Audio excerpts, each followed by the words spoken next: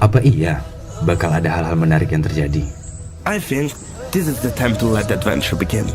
Padahal kita bisa berjalan lebih jauh dari yang kita bayangkan. Hey, beruntung apa enggak?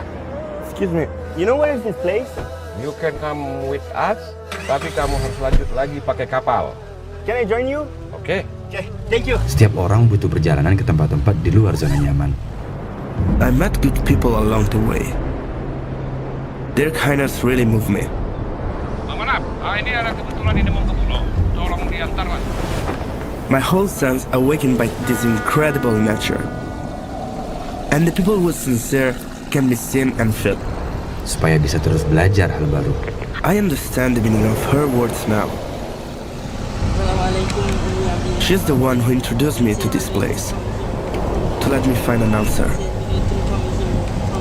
A journey is about connection, interaction, mutual respect. It's about each other. Oh, di sini.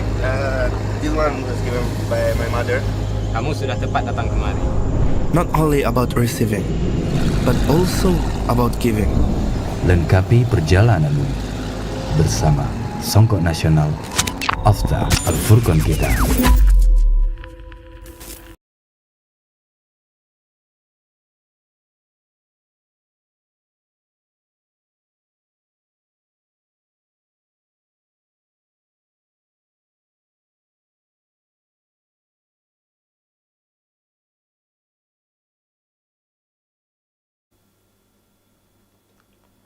Bismillahirrahmanirrahim. Assalamualaikum warahmatullahi wabarakatuh. Innal hamdalillah nahmaduhu wa nasta'inuhu wa nastaghfiruh wa na'udzu billahi min syururi anfusina wa sayyiati a'malina. May yahdihillahu fala mudilla lahu wa may yudlil fala hadiya lahu. Asyhadu an la ilaha illallah wahdahu la syarika lahu wa asyhadu anna Muhammadan abduhu wa rasuluh. Allahumma salli wa sallim wa barik ala nabiyyina Muhammad wa ala alihi wa ashabihi wa man sara ala nahjihi wa qatafa atharahu ila yaumiddin. Amma ba'd, fa in asdaqal hadits kitabullah wa khairal hadi hadi Muhammadin sallallahu alaihi wasallam wa syarrul umuri muhdatsatuha fa inna kulla muhdatsatin bid'ah wa kulla bid'atin dhalalah wa kulla dhalalatin finnar. Allahumma inna nas'aluka ilman nafi'an wa rizqan thayyiban wa 'amalan mutaqabbala wa anfa'na bima 'allamtana wa 'allimna ma yanfa'una wa zidna ilman. Ayyuhal ikhwah, para pemirsa Al-Furqan TV dan para pendengar suara Al-Furqan yang mudah-mudahan senantiasa dirahmati dan diberkahi oleh Allah Subhanahu wa taala. Alhamdulillah, pada sore hari ini Allah Subhanahu wa taala kembali mempertemukan kita melalui Al-Furqan TV atau melalui suara Al-Furqan dalam rangka melanjutkan kajian kita dari kitab Fathul Qawiyil Matin fi Syarhil Arba'in wa Tatimmatil Hamsin li Syekh Abdul Muhsin Al-Abbad hafidhahullahu ta'ala, yang mana kitab ini merupakan syarah dari kitab Arba'in dan juga tambahan dari Al-Imam Ibn Rajab Al-Hambali. Jadi syarah dari kitab Arba'in karya Al-Imam An-Nawawi sekaligus tambahan dari Al-Hafidh Ibn Rajab Al-Hambali rahimahumallahu ta'ala. Dan kita sudah masuk pada hadis ke-7. Berkata Al-Mu'allif rahimahullahu ta'ala, Al-Hadis As-Sabi', hadis ke-7. An Abi Ruqayyata Tamim ibn Aus Ad-Dari radhiyallahu ta'ala anhu anna Nabiyya sallallahu alaihi wasallam qala ad-dinu an-nasihatu. Qulna liman? Qala lillahi wa li kitabihi wa li rasulihi wa li a'immatil muslimina wa ammatihim. Rawahu Muslim. dari Abu Ruqayyah, yaitu Tamim ibn Aus Ad-Dari radhiyallahu taala anhu, mudah-mudahan Allah Subhanahu wa taala meridainya. Tamim ibn Aus Ad-Dari termasuk sahabat Nabi sallallahu alaihi wasallam. Beliau terlahir di negeri Syam, tepatnya di Palestina. Kemudian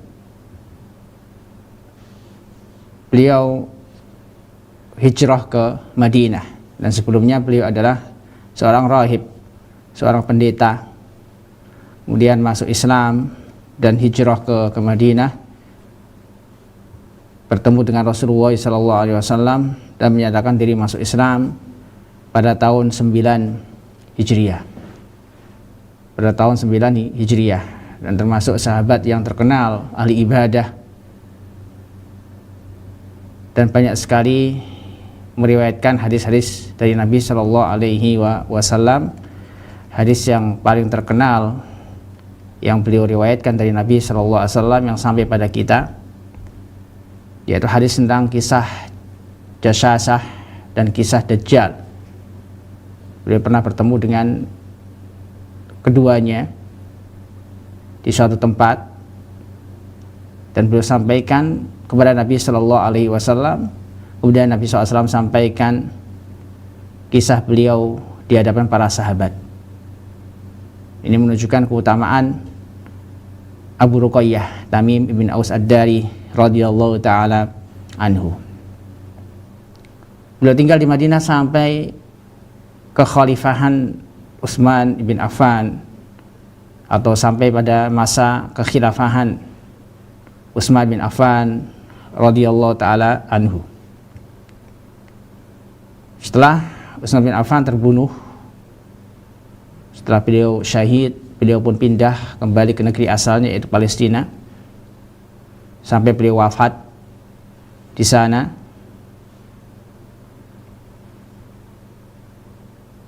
Kurang lebih tahun 60 Hijriah. Ini sekilas tentang biografi Abu Ruqayyah Tamim ibn Aus Ad-Dari, rawi dari hadis ini dari para sahabat.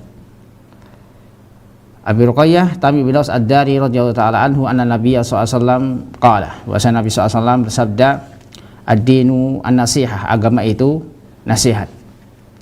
Qulna, maka kami berkata kepada Rasulullah SAW, liman, untuk siapa wahai Rasulullah? Nasihat untuk siapa?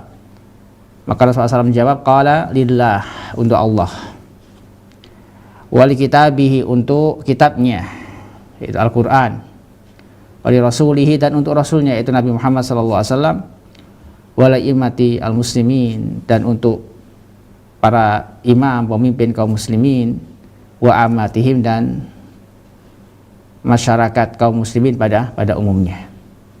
Rawahu Muslim, hadis riwayat Imam Muslim. Ayol ikhwah, azanillahu wa iyyakum, para pemirsa Al-Furqan TV dan para pendengar suara Al-Furqan yang senantiasa dirahmati dan diberkahi oleh Allah Subhanahu wa taala.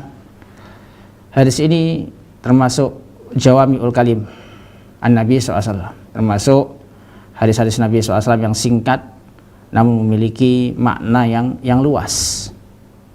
Hadis ini mencakup permasalahan-permasalahan usul, permasalahan-permasalahan prinsip seperti akidah, masuk pula permasalahan-permasalahan furu', bagaimana disebutkan oleh para ulama terkait keutamaan hadis ini. Beliau menyebutkan di sini ad-dinu an-nasihah, agama itu nasihat. Dengan kita tahu bahasanya beban syariat bukan hanya tentang nasihat. Banyak sekali hukum-hukum syariat atau agama Islam ini bukan hanya tentang nasihat. Lalu apa yang dimaksud dengan nasihat pada hadis ini? Kita akan membaca penjelasan Syekh Abdul Muhsin Al-Abbad hafidhahullah ta'ala. Poin pertama, kata beliau, qauluhu ad-dinu nasihah. Sabda Nabi SAW dalam hadis ini, ad-dinu nasihah, agama itu nasihat. Kata beliau, hafidhallahu taala, hadhihi kalimatun jami'atun. Ini adalah kalimat yang ringkas. Kalimat yang ringkas yang keluar dari lisan Nabi sallallahu alaihi wasallam. Dan memang Nabi SAW, kalau kita perhatikan kebanyakan dari hadis-hadis Nabi SAW, kalimatnya ringkas, namun maknanya dalam, memiliki makna yang luas. Karena memang Rasulullah SAW diberikan keistimewaan oleh Allah Subhanahu wa taala berupa jawami'ul kalim. Nabi SAW bersabda, "U'titu jawami'ul kalim." Aku diberikan oleh Allah Subhanahu wa taala kalimat-kalimat yang ringkas namun memiliki makna yang luas. Hadi kalimatun jami'atun tadullu ala ahammiyati an-nasihati fid din. Yang menunjukkan pentingnya nasihat dalam agama. Wa annaha asasuhu wa imaduhu, dan bahwasanya nasihat merupakan asas, pondasi dari agama Islam dan penopang dari agama Islam.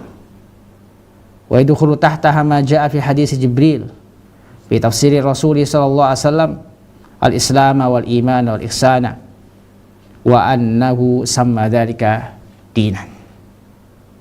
Dan termasuk penjelasan dari hadis ini, yaitu yang disebutkan dalam hadis Jibril dari tafsiran Rasulullah SAW terkait Islam, iman, dan ihsan. Beliau menamakan Islam, iman, dan ihsan dengan agama. Jadi sebagai pendukung dari hadis ini, kata beliau, adalah hadis Jibril, hadis kedua dari kitab Arba'in, yang mana Rasulullah SAW menafsirkan agama Islam menjadi 3. Jadi maksud dari agama Islam atau tingkatan agama Islam adalah Islam, iman, dan ihsan. Itulah inti dari agama Islam.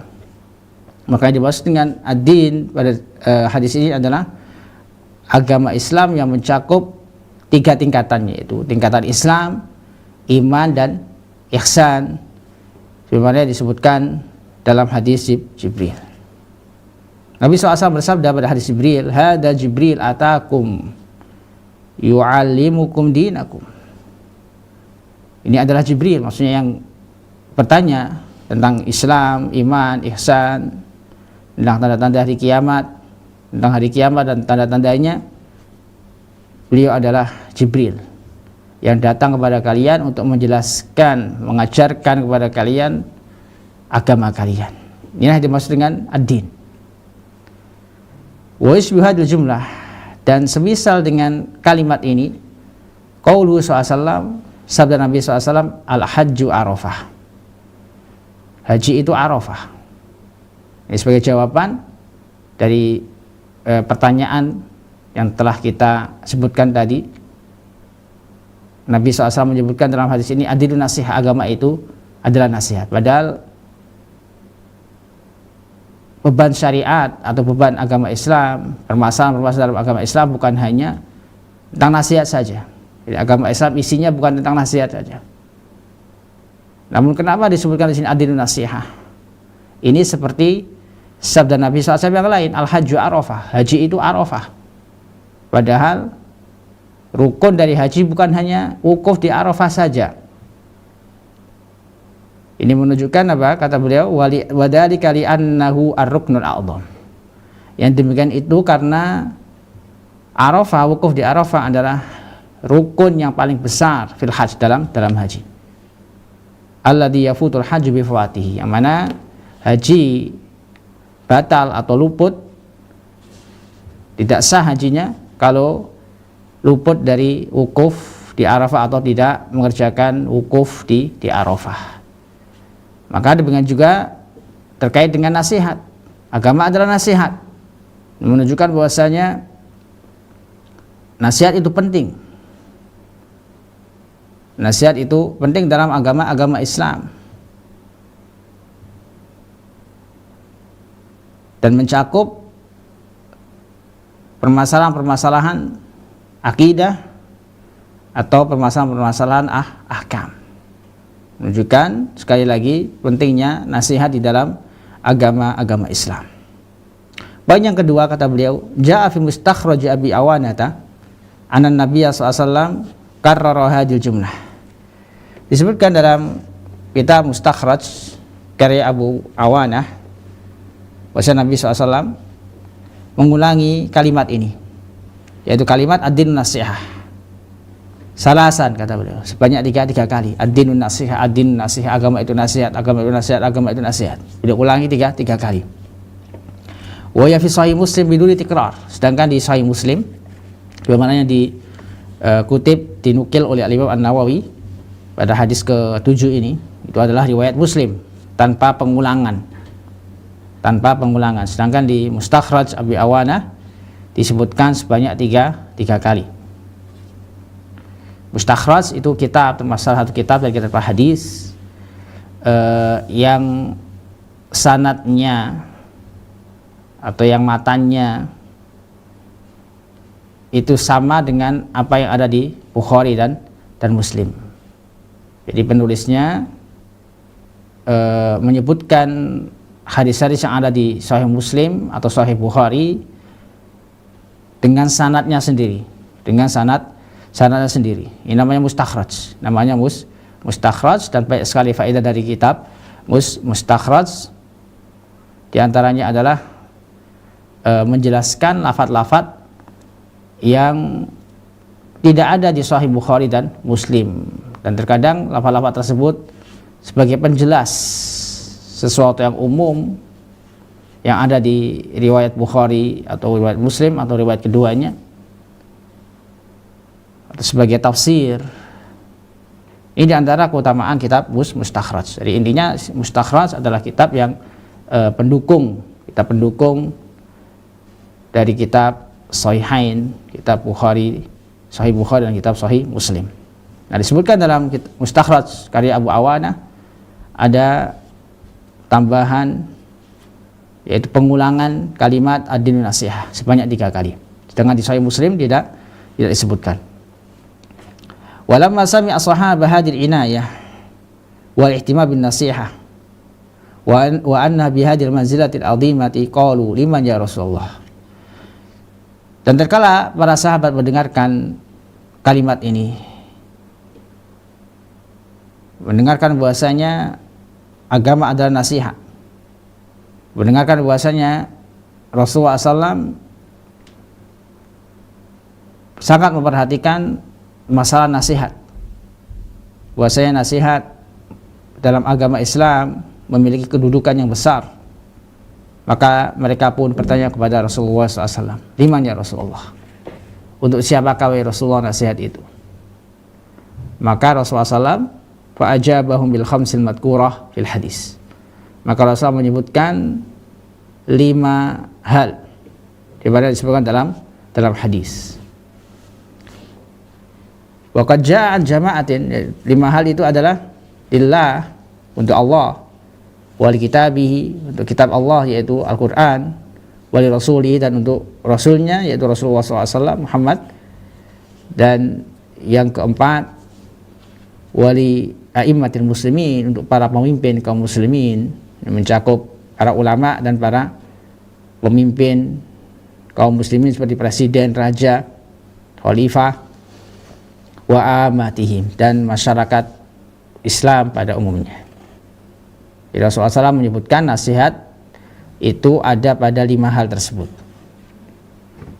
Selanjutnya kata beliau, wa qad jaa'a jama'atun min ahli ilmi tafsiru hadil khams, dan telah datang penjelasan dari sejumlah ulama terkait tafsir dari 5 hal ini.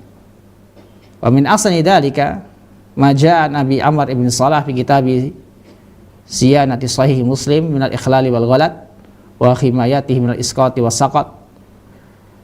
Dan yang paling bagus penjelasan tentang 5 hal ini, yaitu nasihat untuk Allah, untuk Rasulnya, untuk kitabnya, untuk para pemimpin kaum muslimin dan pada kaum muslimin pada umumnya.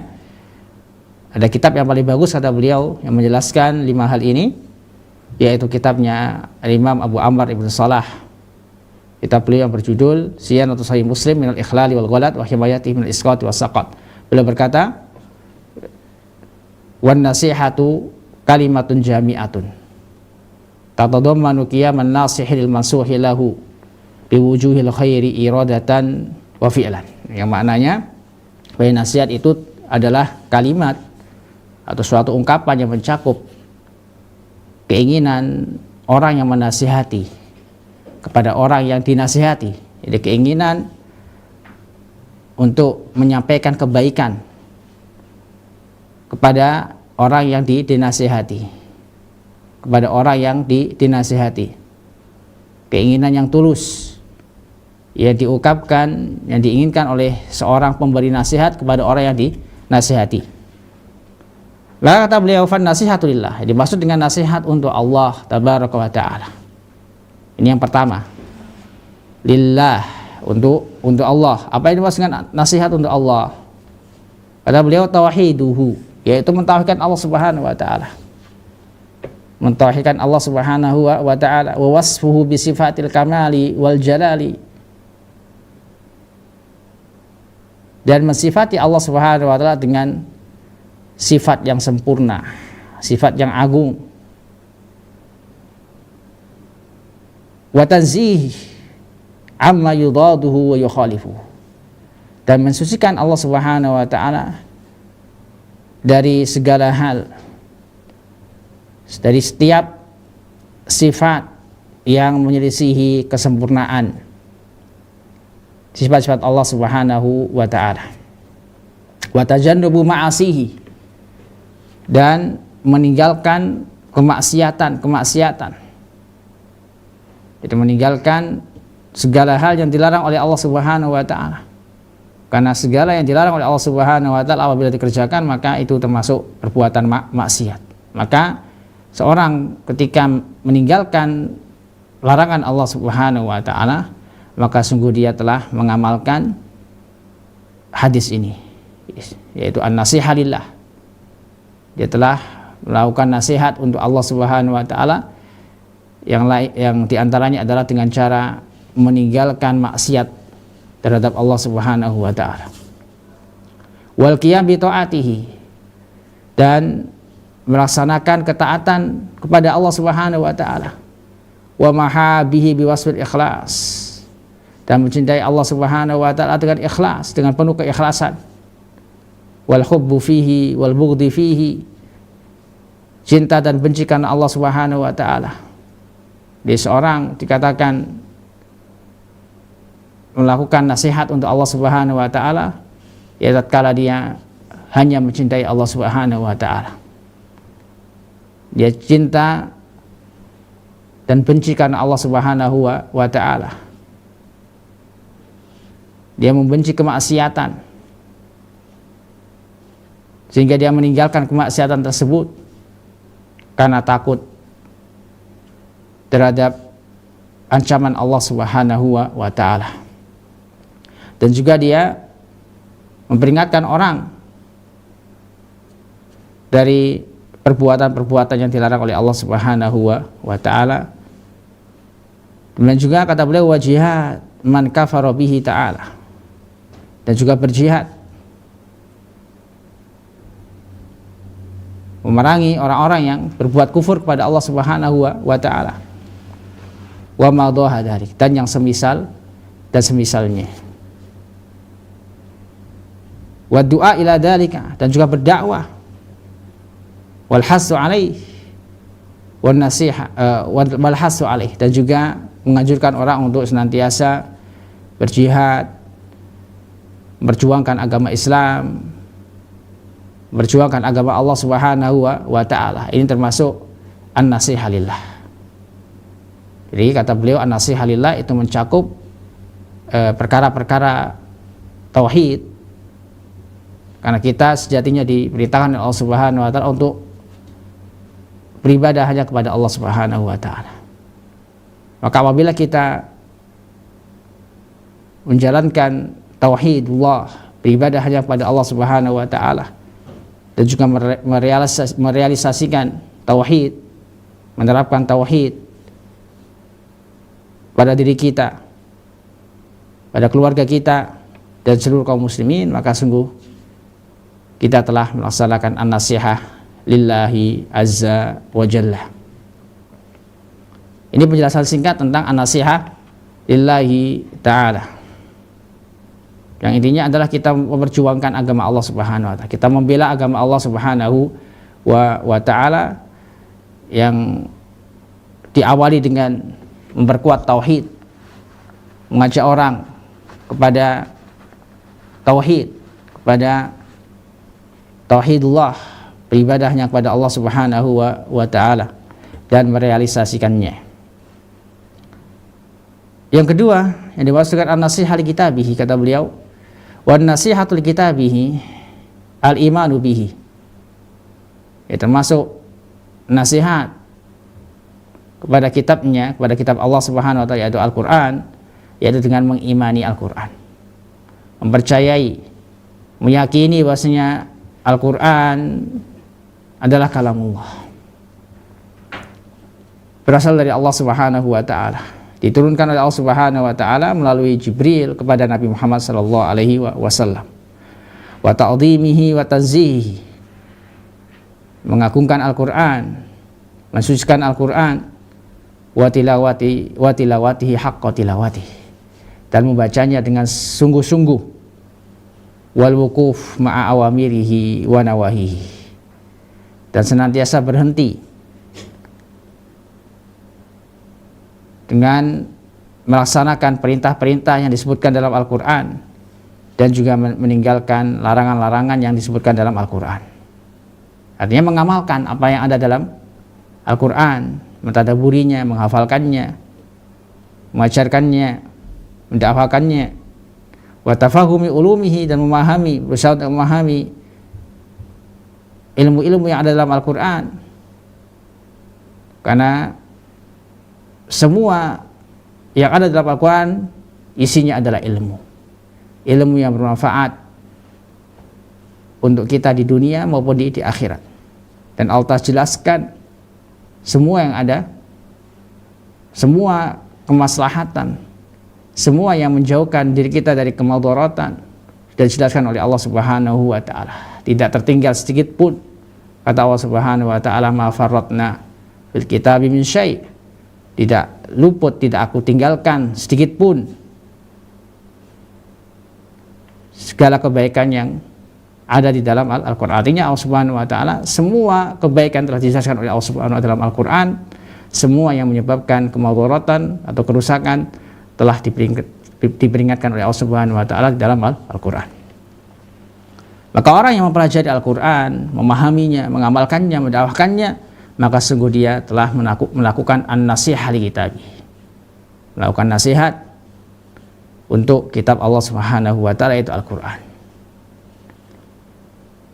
Wa amsalihi, dan juga memahami, mengambil ibrah, pelajaran dari perumpamaan yang Allah Subhanahu wa taala sebutkan dalam Al-Qur'an. Banyak dalam Al-Qur'an Allah Subhanahu wa taala menyebutkan perumpamaan, bagaimana perumpamaan orang yang menjadikan sekutu bagi Allah Subhanahu wa taala, menjadikan pelindung selain Allah Subhanahu wa taala.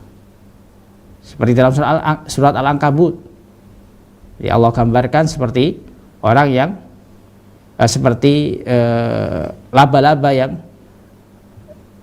menjadikan sarangnya atau membuat rumah yang rapuh, yang mudah rusak. Gambaran atau permisalan bagi orang-orang yang berlindung, menjadikan pelindung selain Allah Subhanahu wa taala seperti sarang laba-laba. Sebenarnya laba-laba berlindung atau bertempat tinggal di sarangnya, yang tentunya apabila turun hujan atau kepanasan, sarangnya atau tempat tinggalnya tidak bisa melindunginya dari panas dan hujan. Demikian juga orang yang berbuat kesyirikan, orang yang mensyirikkan Allah Subhanahu wa taala, menjadikan pelindung selain Allah Subhanahu wa taala, tidak bermanfaat sama sekali bagi mereka. Ini di antara permasalahan yang Allah Subhanahu wa taala sebutkan di dalam Al-Qur'an yang harus kita pelajari, kita ambil ibrah, pelajaran darinya. Dan juga wa tadabburu ayatihi, merenungi, mentadaburi ayat-ayat Allah Subhanahu wa taala. Wa du'a ilaih, dan mendakwahkannya, mengajak orang lain untuk mempelajari Al-Qur'an, mengamalkannya, memotivasi mereka untuk menghafalkan, mengamalkan, mentadaburi Al-Qur'an. Wa dabbu tahrifil ghalin wa ta'nil mulhidina anhu, dan juga membela Al-Qur'an dari hal-hal yang dirubah oleh orang-orang yang ingin merubah Al-Quran, orang-orang yang ingin merusak agama Islam melalui merubah Al-Quran, dari kalangan orang-orang mulhid, orang-orang yang menyimpang. Orang-orang yang menyimpang di antaranya adalah orang-orang munafik dan yang lain, yang mereka ingin merusak agama Islam dengan cara merubah isi Al-Quran atau memalingkan makna dari Al-Quran. Wan nasihah, ini berkaitan dengan an-nasihah li kitabihi. Yang kedua, an-nasihah li kitabihi, yaitu kita berusaha untuk mempelajari Al-Quran, mentadaburinya, mengamalkannya, mendakwahkannya. Ini inti dari wali kitabihi, nasihat untuk kitabnya, itu kitab Allah Subhanahu wa taala. Yang ketiga yang dimaksud dengan an-nasihah li rasulihi, nasihat untuk rasulnya, kata beliau qaribun min dzalik, maknanya hampir sama dengan yang sebelumnya itu, yaitu al-iman bihi wa bima jaa bihi, yaitu mengimani, mempercayai, meyakini bahasanya Nabi Muhammad SAW adalah Rasulullah, seorang utusan Allah Subhanahu wa taala, nabi yang diutus oleh Allah Subhanahu wa taala sebagai penutup para nabi dan rasul, yang membawa kasih sayang kepada seluruh umat manusia. Al-imanu bihi wa bima jaa bihi, mengimani beliau, mempercayai beliau dan yang dibawa oleh beliau. Wa tauqirihi wa tabjirihi, memuliakan, menghormati beliau. Wa tamassuk bi taatihi, dan bersungguh-sungguh dalam mentaati beliau. Wa ihya'i sunnatihi, dan menghidupkan sunnah beliau. Ini termasuk an-nasihah di Rasul, kita membela Rasulullah SAW. Sebagaimana para sahabat membela Rasulullah SAW, melindungi Rasulullah SAW, mendukung Rasulullah SAW, maka bagaimana kita membela Rasulullah SAW, yaitu dengan menghidupkan sunnah-sunnah beliau. Karena semakin bertambah zaman, semakin banyak orang yang meninggalkan sunnah-sunnah Nabi Sallallahu Alaihi Wasallam, dan bahkan waliyadzubillah banyak sekali tambahan-tambahan atau ajaran-ajaran yang dilakukan oleh sebagian kaum muslimin yang mereka nisbatkan kepada Rasulullah SAW, padahal tidak pernah diajarkan oleh Rasulullah Sallallahu Alaihi Wasallam. Jadi termasuk membela Nabi SAW, kita menghidupkan sunnah-sunnah Nabi SAW yang ditinggalkan oleh banyak orang. Wastisyarati kada wa fi ma naqalahu an Ibnu Rajab istisarati ulumiha wa nasriha. Sini ada perbedaan lafadz dari sebagian naskah syarah arba'in wal istisyarah, yaitu kalimat istisyarah, yaitu bermusyawarah, dalam naskah yang lain istisarah, yaitu menyebarkan, menyebarkan ulumiha wa nasriha. Bersama nasr sama istisarah artinya sama, yaitu menyebarkan, yaitu menyebarkan ilmu-ilmu yang ada dalam sunnah Nabi Sallallahu Alaihi Wasallam. Ya, sebagaimana kita menyampaikan ilmu-ilmu yang ada dalam Al-Quran, kita sampaikan juga ilmu-ilmu yang Nabi SAW sampaikan dalam hadis-hadisnya, dalam sunnahnya. Wa mu'adatu man 'adahu wa 'adaha, dan juga memusuhi orang yang memusuhi Rasulullah SAW, memusuhi sunnah Rasulullah SAW. Wa muwalatu man walah wa walah, dan mencintai orang yang mencintai Rasulullah SAW dan juga mencintai sunnah beliau Sallallahu Alaihi Wasallam. Dan termasuk an-nasihah lir Rasul, kata beliau, wat takhalluq bi akhlaqihi, berakhlak dengan akhlak-akhlak beliau, karena Rasulullah SAW diutus oleh Allah Subhanahu Wa Taala untuk menyempurnakan akhlak-akhlak yang baik. Kata Nabi SAW, innama bu'istu liutammima makarimal akhlak, sesungguhnya aku diutus tidak lain melainkan untuk menyempurnakan akhlak-akhlak yang luhur, akhlak-akhlak yang baik. Nah, kita berusaha berakhlak sebagaimana akhlaknya Nabi Shallallahu Alaihi Wasallam, wa ta'addub bi adabihi, kata beliau, dan juga beradab dengan adab-adab Rasulullah SAW, wa mahabatu alihi, dan juga mencintai keluarga Nabi Sallallahu Alaihi Wasallam, mencintai keluarga Nabi Sallallahu Alaihi Wasallam, mencintai keturunan Nabi Sallallahu Alaihi Wasallam, wa sahabatihi, dan juga sahabat Nabi Sallallahu Alaihi Wasallam, wa nahwi dzalik, dan yang lainnya. Itu masuk prinsip Ahlussunnah wal Jamaah, mencintai Ahlul Bait, mencintai sahabat-sahabat Nabi Sallallahu Alaihi Wasallam, tidak membenci mereka atau bahkan mengkafirkan mereka. Kenapa? Karena mereka adalah orang-orang yang terbaik, orang-orang yang dipilih oleh Allah Subhanahu Wa Taala untuk menemani, membela Rasulnya, orang-orang yang paling memahami agama Islam, sehingga kita wajib mengambil pemahaman sebagaimana pemahaman mereka dalam memahami Al-Quran dan As-Sunnah.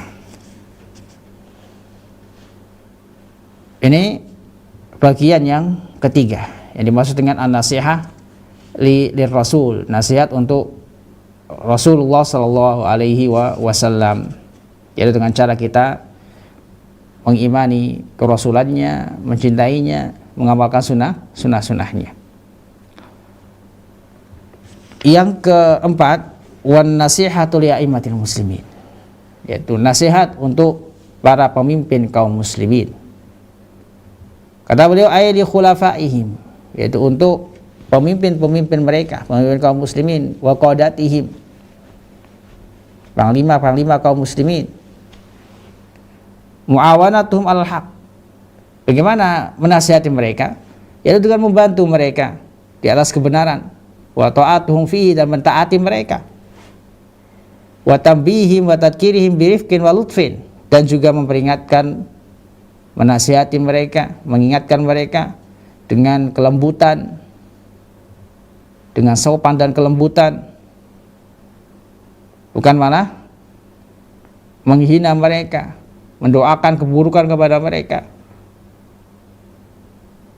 membuka aib-aib mereka di hadapan orang banyak. Karena terkadang orang maksudnya baik, ingin merubah pemimpin, karena menurutnya pemimpin itu dolim misalnya, namun dengan cara yang keliru, dengan cara menyebutkan aib-aibnya, kesalahan-kesalahannya, kedoliman-kedolimannya di hadapan orang-orang banyak. Apalagi yang menyebutkannya itu adalah seorang tokoh agama, seorang ustadz atau seorang syekh, sehingga bisa menimbulkan keributan, sehingga orang-orang benci kepada pemimpin. Pada Rasulullah SAW dalam sebuah hadis telah mengajarkan kepada kita bagaimana menasihati seorang pemimpin, yaitu dengan tidak menasihatinya di hadapan orang banyak. Karena apabila kita menasihati pemimpin di hadapan rakyatnya, itu artinya kita merendahkan dia, meskipun niat kita itu baik. Karena itu hendaknya kita memperhatikan masalah ini Karena terkadang timbul kerusakan, timbul kebencian seorang rakyat kepada pemimpinnya akibat salah dalam menyampaikan kebenaran atau nasihat kepada pemimpin kaum muslimin. Karena kita diperintahkan oleh Allah Subhanahu wa taala untuk mentaati mereka. Kata Allah Subhanahu wa taala dalam Al-Qur'an, "Wa atiullah wa atiur rasul wa ulil amri minkum."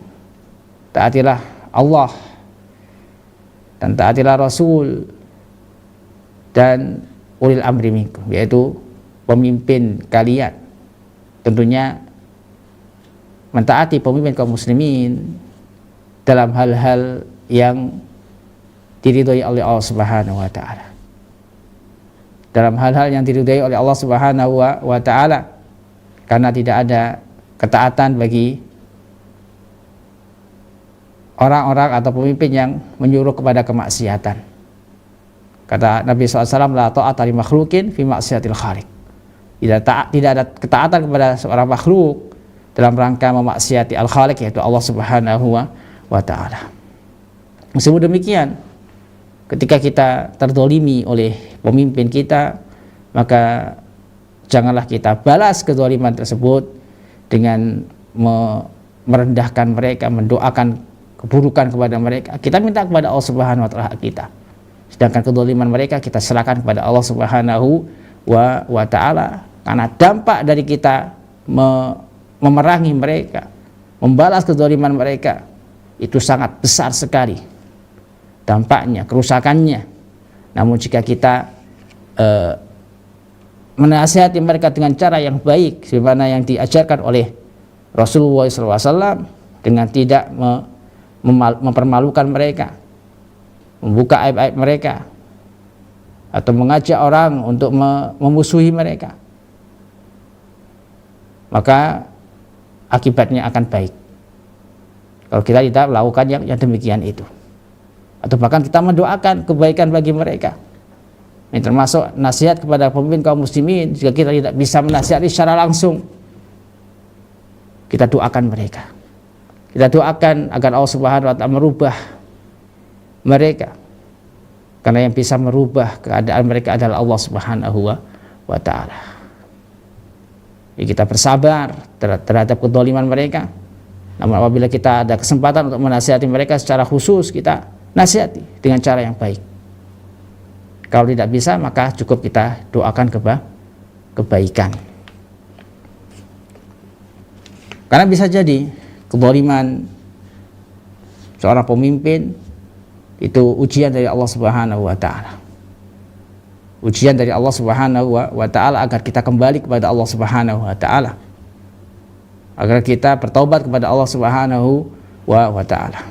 Jadi terus kita doakan kebaikan kepada mereka, kepada pemimpin kaum muslimin, karena kebaikan mereka adalah kebaikan kaum muslimin.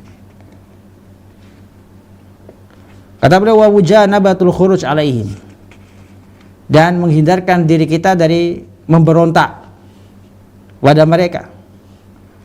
Wa du'a lahum bitaufiq, dan mendoakan mereka, mendoakan kebaikan kepada mereka, mendoakan agar Allah Subhanahu wa taala memberikan taufik kepada mereka, agar mereka dituntun oleh Allah Subhanahu wa taala dalam memimpin urusan kaum muslimin. Wa hasul aghyari ala dalik, dan juga menganjurkan orang lain untuk yang demikian itu, yaitu menganjurkan orang lain untuk mendoakan untuk mendoakan para pemimpin kaum muslimin tidak melakukan khuruj, memberontak kepada mereka. Ini yang dimaksud dengan an-nasihah li aimatil muslimin, nasihat untuk pemimpin kaum muslimin. Yang kelima, kata beliau, wan nasihah li amatil muslimin, yang dimaksud dengan menasihati kaum muslimin pada umumnya, kata beliau, wahum hahuna man ada ulil amri minhum, yaitu selain daripada menasihati pemimpin kaum muslimin. Jadi di sini beliau mengingatkan menasihati pemimpin kaum muslimin itu berbeda dengan menasihati kaum muslimin pada umumnya. Lalu bagaimana menasihati kaum muslimin pada umumnya? Yang irsyaduhum ila masalihihim, yaitu menasihati mereka, membimbing mereka kepada hal-hal yang baik untuk mereka, kepada hal-hal yang bisa mendatangkan kemaslahatan untuk mereka, baik itu maslahat dunia maupun maslahat akhirat. Wa ta'limihim umura dinihim, dan mengajarkan mereka perkara-perkara agama mereka. Wa dunyahum, dan juga perkara-perkara atau urusan-urusan dunia mereka. Wa satri auratihim, dan juga menutup aib-aib mereka. Wa saddu khallatihim, dan juga kesalahan, menutup kesalahan-kesalahan mereka. Ya, karena terkadang kita melihat kesalahan yang dilakukan oleh saudara kita sama muslim, maka kita sebagai saudara sama muslim, saudara seiman, seagama, kita tutup kesalahan mereka. Jangan kita sebarkan aib atau kesalahan mereka. Dalam sebuah hadis disebutkan keutamaan orang yang menutup aib saudaranya. Man satara musliman satarahullah yaumal qiyamah. Man satara musliman fid dunya satarahullah fil akhir atau kama qala sallallahu. Para siapa yang menutup aib saudaranya di dunia, maka Allah tutup aibnya di akhirat. Wa nusratim ala adaihim, dan juga membela mereka, membantu mereka dari musuh-musuh mereka. Wa dabbu anhum, membela mereka. Wa mujanabatul ghisyi wal hasadi lahum, dan menghindarkan diri dari berbuat curang dan hasad kepada mereka. Di antara penyakit sama kaum muslimin adalah hasad, berbuat curang dalam muamalah atau dalam hal yang lainnya. Jadi orang yang benar-benar mengamalkan hadis ini, benar-benar menasihati sesamanya, adalah orang yang di hatinya tidak ada hasad kepada sesama kaum muslimin. Wa ayuhibbalahum, dan mencintai mereka ma yuhibbu li nafsi, bagaimana dia mencintai dirinya sendiri. Disebut dalam sebuah hadis, la yu'minu ahadukum hatta yuhibba li akhihi ma yuhibbu li nafsihi. Dan banyak lain ada tambahan minal khair, dialah sempurna keimanan salah seorang di antara kalian sampai dia mencintai saudaranya sebagaimana dia mencintai dirinya sendiri. Dalam riwayat yang lain ada tambahan minal khair, dalam hal kebaikan.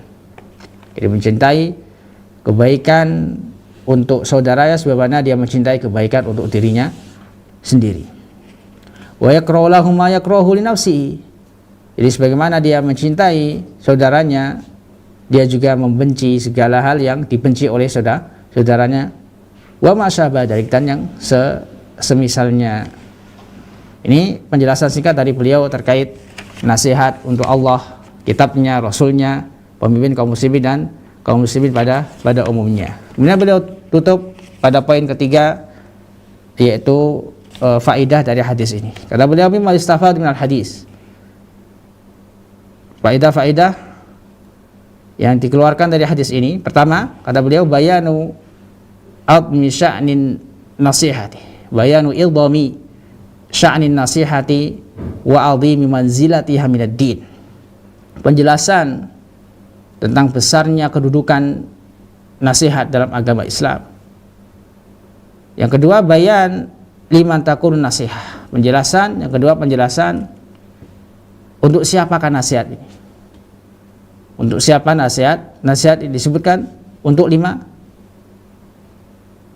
golongan, untuk 5 hal, untuk 5 hal, untuk Allah, untuk kitabnya, untuk rasulnya, untuk pemimpin kaum muslimin dan kaum muslimin pada umumnya.